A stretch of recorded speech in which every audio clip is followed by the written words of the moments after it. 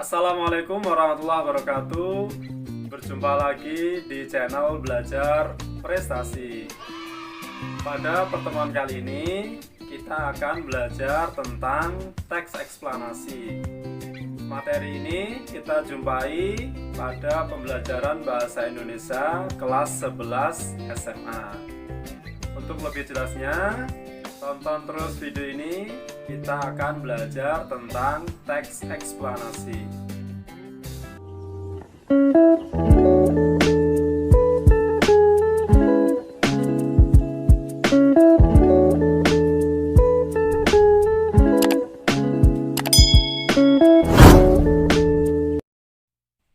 Pada pertemuan kali ini kita akan belajar tentang teks eksplanasi. Materi Bahasa Indonesia kelas 11 SMA. Secara etimologi, eksplanasi itu diambil dari kata bahasa Inggris explain yang artinya menerangkan atau menjelaskan, sedangkan explanation keterangan atau penjelasan. Lalu apa sih teks eksplanasi itu? Teks eksplanasi merupakan teks yang menjelaskan sebab akibat suatu fenomena, baik itu peristiwa alam, ilmu pengetahuan, sosial, budaya, dan lainnya. Eksplanasi berisi fakta yang dapat menjawab pertanyaan tentang bagaimana dan mengapa suatu fenomena terjadi. Pernahkah kalian mendengar atau membaca informasi mengenai fenomena atau peristiwa yang terjadi di lingkunganmu? Seperti hujan deras, gempa bumi, angin puting beliung, dan fenomena alam yang lain. Selain fenomena alam, ada juga fenomena sosial seperti pengangguran dan demonstrasi massa. Dari fenomena-fenomena tersebut, teks eksplanasi menjawab mengapa dan bagaimana fenomena itu bisa terjadi. Ciri-ciri teks eksplanasi yaitu bersifat ilmiah, logis, dan objektif. Struktur teks eksplanasi. Yang pertama, pernyataan umum. Berisi latar belakang dan tinjauan umum topik yang dapat berupa definisi, klasifikasi, sejarah, dan asal-usul. Yang kedua, deretan penjelas. Pada bagian ini berisi perincian proses atau sebab terjadinya suatu fenomena yang juga mencakup akibat dan dampak yang ditimbulkan. Yang ketiga, interpretasi. Pada bagian akhir teks terdapat tanggapan penulis dalam menyikapi fenomena berupa pernyataan reflektif yang bersifat umum. Untuk lebih jelasnya, kita lihat contoh berikut ini. Dalam pernyataan umum berisi latar belakang dan tinjauan umum. Seperti contoh dalam teks pengangguran. Pengangguran merupakan salah satu fenomena sosial yang berkaitan dengan aspek ketenaga kerjaan yang menjadi masalah di masyarakat. Seperti sebuah penyakit yang secara kronik menyerang segi kehidupan bermasyarakat.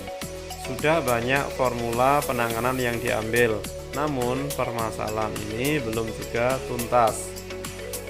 Contoh berikutnya di deretan penjelas. Pada bagian ini berisi perincian proses atau sebab terjadinya suatu fenomena. Contoh dalam teks. Bukan hanya di Indonesia, permasalahan pengangguran ini ditemukan di hampir semua negara. Setiap pemerintahan di dunia menjadikan masalah pengangguran menjadi agenda utama. Secara umum, banyak yang mengartikan bahwa pengangguran adalah orang dewasa yang tidak bekerja, sedang mencari pekerjaan atau tidak memiliki pekerjaan secara formal dan tidak mendapatkan penghasilan. Selain itu, Badan Pusat Statistik (BPS) secara spesifik memberikan definisi tentang pengangguran, yaitu orang-orang yang bekerja kurang dari 1 jam setiap minggu. Ada beberapa faktor yang sangat mendasar yang menjadi penyebab terjadinya pengangguran. Pengangguran biasanya terjadi karena adanya kesenjangan antara pencari kerja dan kesempatan kerja. Pengangguran juga dapat disebabkan oleh adanya perubahan struktural dalam perekonomian. Perubahan ini menimbulkan kebutuhan terhadap tenaga kerja dengan jenis atau tingkat keterampilan yang berbeda, sehingga kualifikasi yang dimiliki oleh pencari kerja tidak sesuai dengan tuntutan yang ada. Dan yang sering juga terjadi adalah pengangguran yang disebabkan oleh pemutusan hubungan kerja terhadap karyawan dan buruh. Akibat terjadinya pengangguran yaitu menimbulkan berbagai persoalan ekonomi dan sosial bagi yang mengalaminya. Orang yang tidak mempunyai mata pencarian juga tidak mendapat penghasilan, dan yang tidak berpenghasilan tidak dapat membelanjakan uang untuk membeli barang kebutuhan hidup. Bila jumlah pengangguran banyak, pasti akan timbul kekacauan sosial. Jumlah gelandangan meningkat pesat, selanjutnya berpotensi menimbulkan kriminal. Struktur berikutnya yaitu interpretasi, yaitu pada bagian akhir teks terdapat tanggapan penulis dalam menyikapi fenomena berupa pernyataan reflektif yang bersifat umum. Seperti contoh di layar.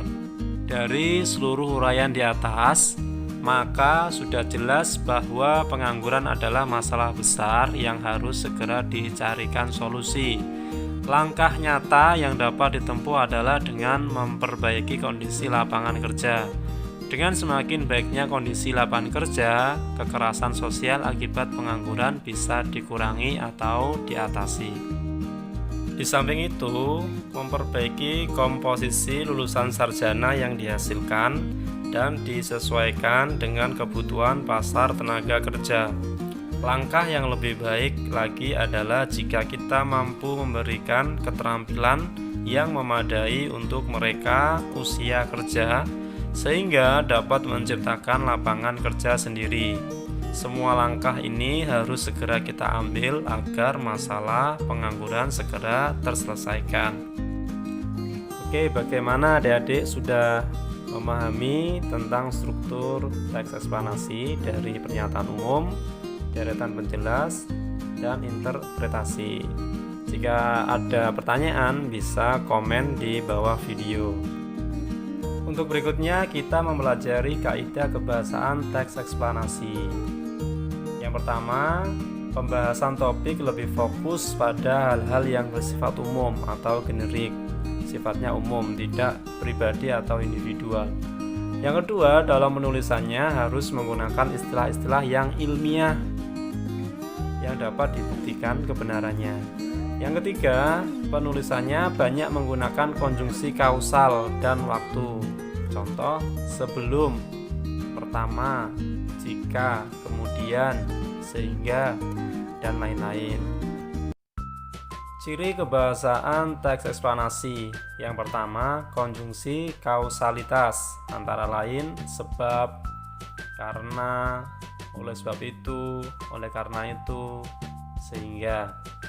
Dan yang kedua adalah konjungsi kronologis atau hubungan waktu, seperti kemudian, lalu, setelah itu, pada akhirnya. Pola pengembangan dalam menulis teks eksplanasi. Yang pertama, pola pengembangan sebab akibat. Dalam hal ini, sebab dapat bertindak sebagai gagasan umum, sedangkan akibat sebagai perincian pengembangannya. Namun demikian dapat juga terbalik. Akibat dijadikan sebagai gagasan umum, maka perlu dikemukakan sejumlah sebab sebagai perinciannya. Contoh pola pengembangan sebab akibat. Gempa bumi melanda wilayah bagian selatan daerah istimewa Yogyakarta, Sabtu 27 Mei 2006 pukul 5.54. Kekuatan gempa bumi tercatat 6,2 skala Richter pada kedalaman 17,1 km. Pusat gempa terletak pada posisi kurang lebih 25 km barat daya kota Yogyakarta. Gempa ini mengakibatkan puluhan orang meninggal, beberapa orang luka-luka, sejumlah bangunan roboh dan mengalami kerusakan. Selain itu, dilaporkan juga terjadi longsoran dan kerusakan berat pada pemukiman dan bangunan lainnya di Kabupaten Bantul karena dekat dengan sumber gempa bumi. Pola pengembangan kedua yaitu pola pengembangan proses. Proses merupakan suatu urutan dari tindakan-tindakan atau perbuatan-perbuatan untuk menciptakan atau menghasilkan sesuatu atau perurutan dari suatu kejadian atau peristiwa. Untuk lebih jelasnya kita lihat contoh berikut ini. Contoh pola pengembangan proses. Pada bulan keempat, muka telah kian tampak seperti manusia. Dalam bulan kelima, rambut-rambut mulai tumbuh pada kepala. Selama bulan keenam, alis dan bulu mata timbul. Setelah 7 bulan, fetus mirip kulit orang tua dengan kulit merah berkeriput. Selama bulan ke-8 dan ke-9, lemak ditimbun di bawah kulit, sehingga perlahan-lahan menghilangkan sebagian keriput pada kulit. Kaki membulat, kuku keluar pada ujung-ujung jari, rambut asli rontok dan fetus menjadi sempurna dan siap dilahirkan. Nah, ini tadi contoh dari pola pengembangan proses. Nah, itu tadi penjelasan kami tentang teks eksplanasi. Apabila kalian belum paham, bisa komentar di bawah video ini. Dan mohon dukungan like, komen, share, dan subscribe channel kami agar kami semangat untuk membuat konten-konten berikutnya. Sekian dari saya akhiri. Wassalamualaikum warahmatullahi wabarakatuh.